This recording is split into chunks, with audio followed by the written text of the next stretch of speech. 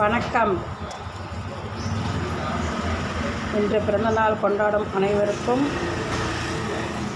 வணக்கம். மனமார்ந்த நல்வாழ்த்துக்கள். எல்லோரும் நன்றாக இருக்கிறீர்களா? எல்லோரும் நன்றாக இருக்க வேண்டும்.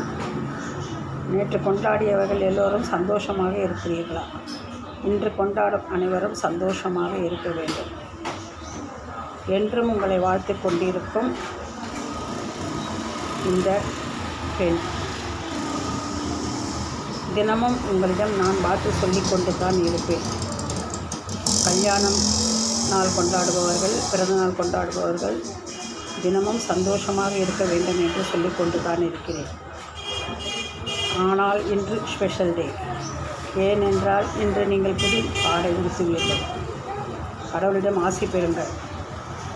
கல்யாண நாள் கொண்டாடுபவர்கள் பெரியவரிடம் ஆசி பெற்று கொள்ளுங்கள். பெண்கள் இன்று கோபமாக இருந்தாலும் விட்டு கொடுத்து போங்கள்.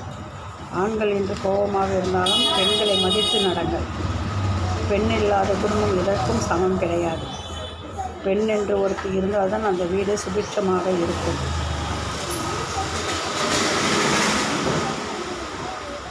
பொது பிரச்சனைக்கு செல்பவர்கள் கூட வீட்டு பிரச்சனையை நன்றாக உற்று கவனியுங்கள்.